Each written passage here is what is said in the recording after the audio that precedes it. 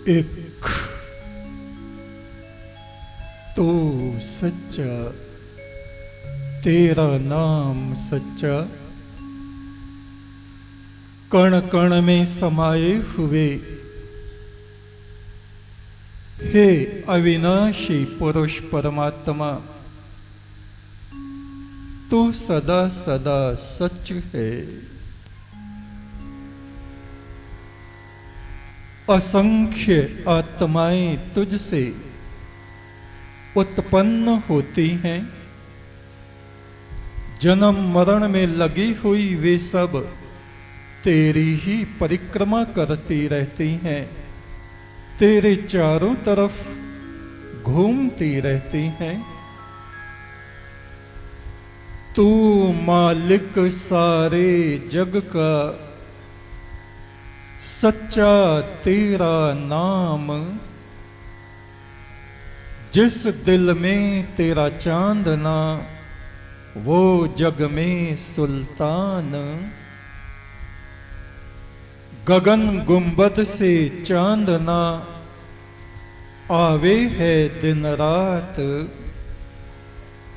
आरती करें तेरी देवता, उजियारा लिए हाथ। कोई किसी का है नहीं, मैंने छान लिया संसार, तीन लोक तलक तेरा कोई नहीं रोवनहार।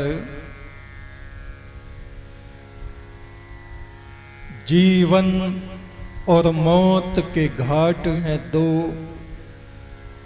जहां तेरी जोत बले, जहां कोई न संग चले, वहां तू ही संग संग चले। ये ऋग्वेद के ऋषि कहते हैं, ओम इच्छन्ति देवाः सनवंतम न स्वप्नाय स्पृहयन्ति। देवगण पुरुषार्थी मनुष्यों को चाहते हैं, निकम्मे लोगों को वे पसंद नहीं करते। जो आलस में पड़े रहते हैं, सपने देखते रहते हैं, उनको देवता लोग पसंद नहीं करते। जो पुरुषार्थी हैं, सत्कर्मों में लगे रहते हैं, वे देव सत्ताएं उनको ही आगे बढ़ाती हैं। यन्ति प्रमादम तंद्राः,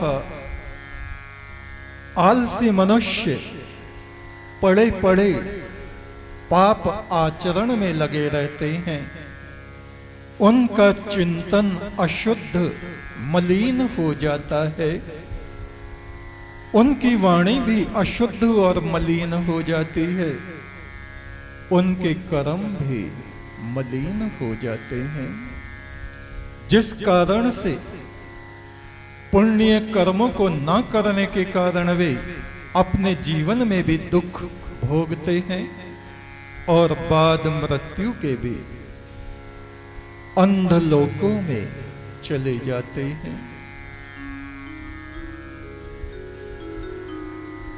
महादेव शिव ब्रह्मपुत्र नदी के किनारे एक शिलाखंड पर बैठे हुए बहती नदी के जल प्रवाह को देख रहे हैं। उनके चरणों में उनका सेवक नंदी बैठा है और महादेव की चरण सेवा कर रहा है, पैर दबा रहा है। शिव ने कहा, नंदी, इस संसार में जन्म लेने वाले लोग अभिमान और अहंकार से पागल हुए रहते हैं।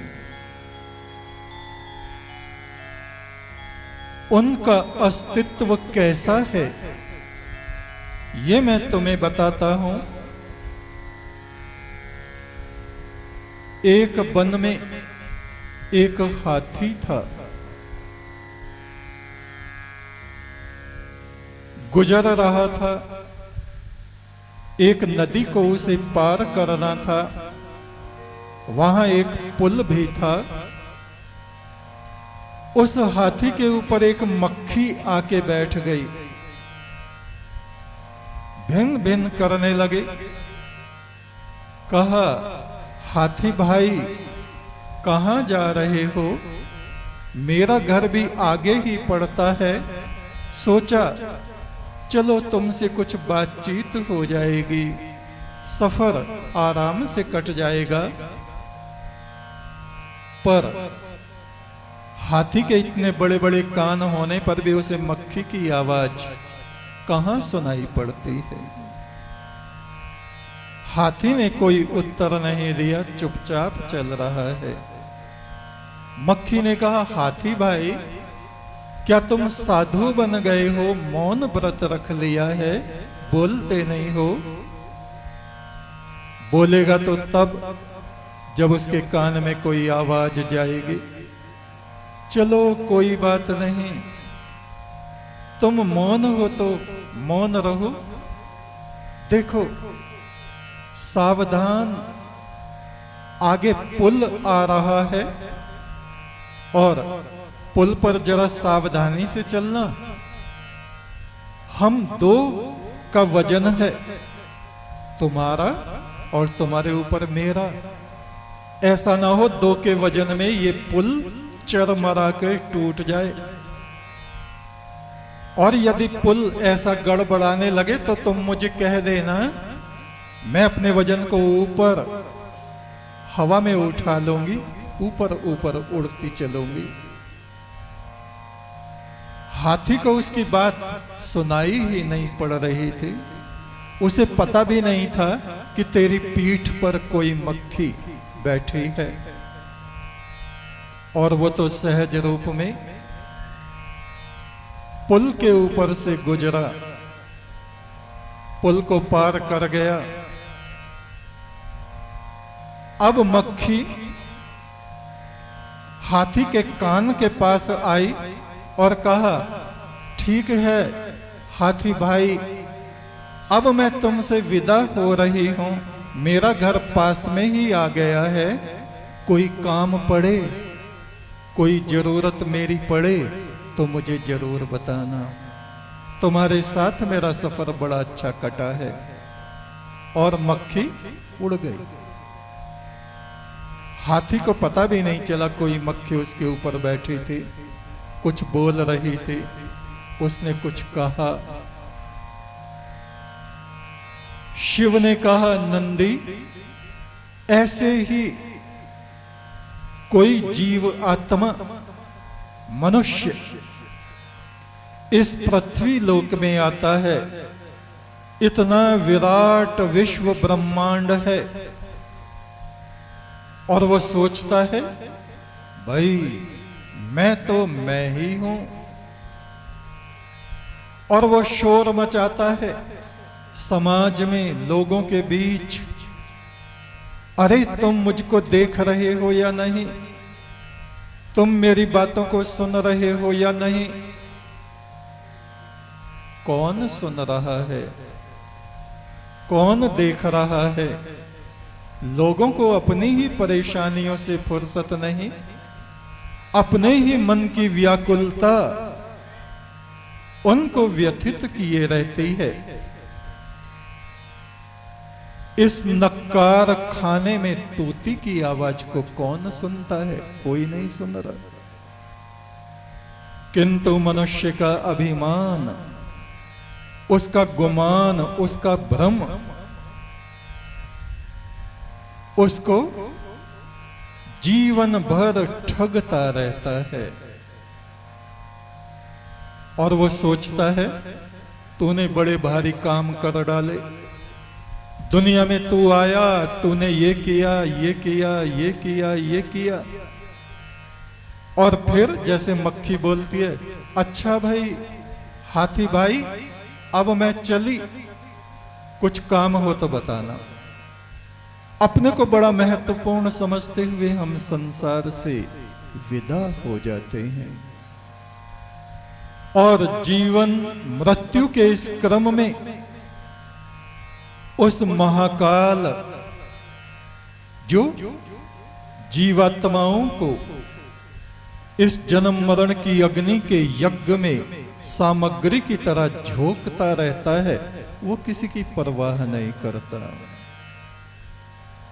कितने ही लोग इस पृथ्वी पर आते हैं, वापस चले जाते हैं, आते हैं चले जाते हैं, आते हैं चले जाते हैं।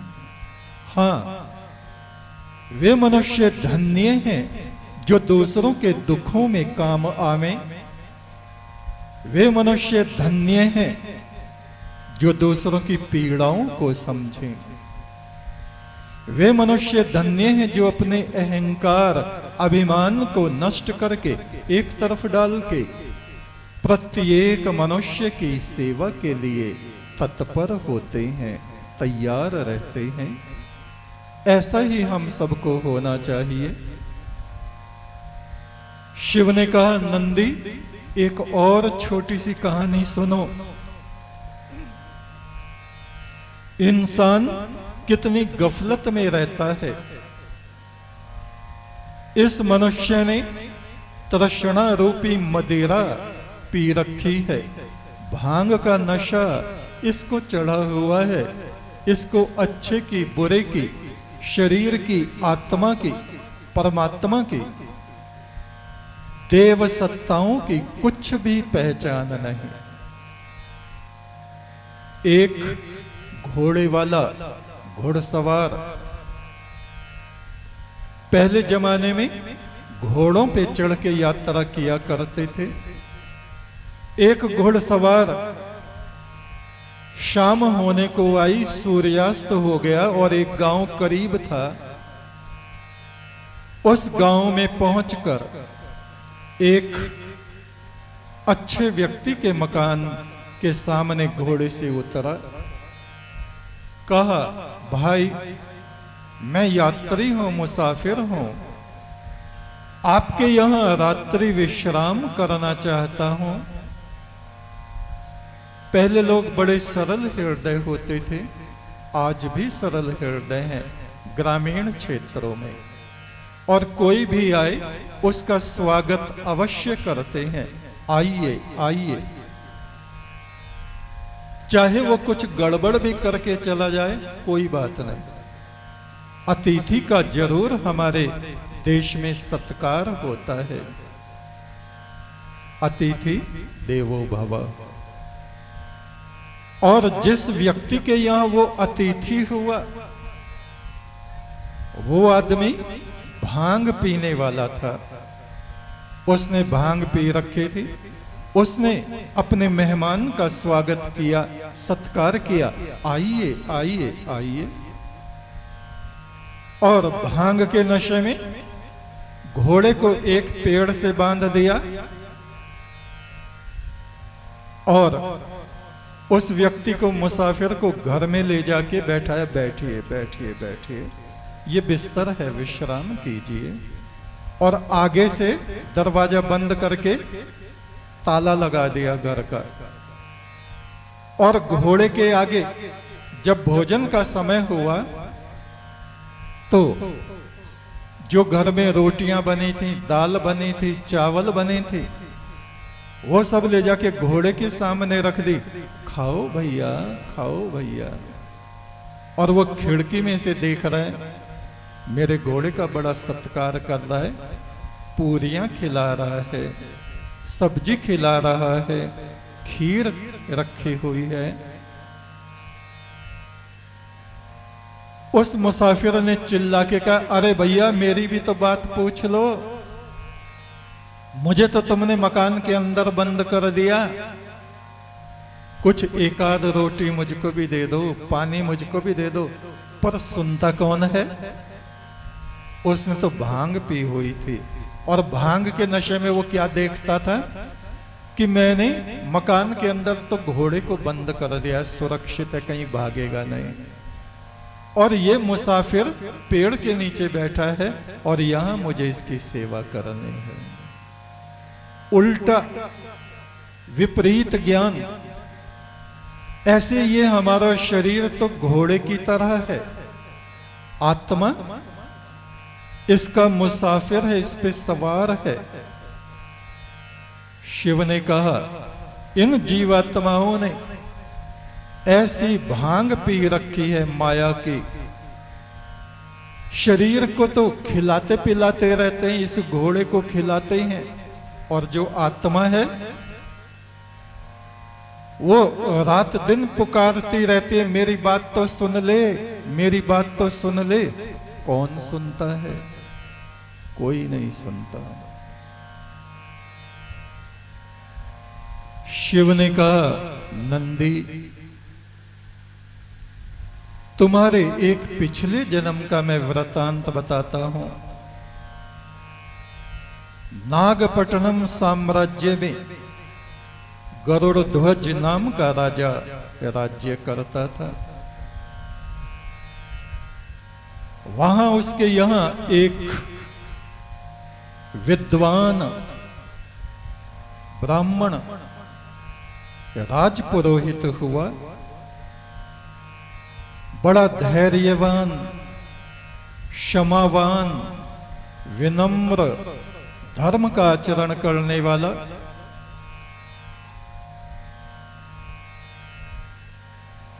राज दरबार में जो दूसरे कर्मचारी थे उनको ये कतई अच्छा नहीं लगता था कि वो पुरोहित बेधड़क राजा के पास कभी भी चला जाता था, बातें करता था, ज्ञान के वचन बोलता था। उनको लगा इस ब्राह्मण के सामने ये राजा हमको कुछ समझता ही नहीं, क्या करें। उन्होंने चुगलियां करने शुरू की, उस ब्राह्मण की बुराई करने शुरू की, और कुछ दिनों में हालत ये हो गई कि वहां से उस राजमहल से उस ब्राह्मण पुरोहित को निकाल दिया। बेचारा कहीं दूर जाकर के किसी छोटे से गांव में जाके बैठ गया, पूजा पाठ करने लगा। बचपन से पूजा पाठ करता था। अन्न पानी दाना पानी सबको परमात्मा देता है, वो सबकी देखभाल करता है वो प्रभु। गरीबी की हालत में उसका गुजर बसर होने लगा। उधर राजा के राज्य में, उस नगर में एक सेठ बड़ा मक्कार, धूर्त, झूठा, उसका एक मित्र आया, कहा मैं विदेश जा रहा हूं, मेरे ये कुछ सोने और चांदी के जेवर हैं, तुम रख लो, हो सकता है 6-7 महीने मुझको लग जाएं, वापस आके मैं ले लूंगा। कहा कोई लिखा पढ़त? बोले कुछ नहीं, तुम मेरे मित्र हो, लिखा पढ़त काहे के? क्या मेरा विश्वास तुम में नहीं? उसने रख लिए। 5-6 महीने के बाद वो लौट के आया उसका मित्र, और उस वणिक से कहा बनिए से यात्रा बड़ी अच्छी रही, कुछ लाभ हुआ कुछ हानि हुई, मित्र मेरा सोना चांदी वापस दे दीजिए। कहा वो सोना वो चांदी देखो, तुमने अपने हाथ से यहां रखी थी, चूहे खा गए, चूहे कुतर कुतर के सोना चांदी खा गए, और ये इनकी मींगनियां पड़ी हैं, देख लो।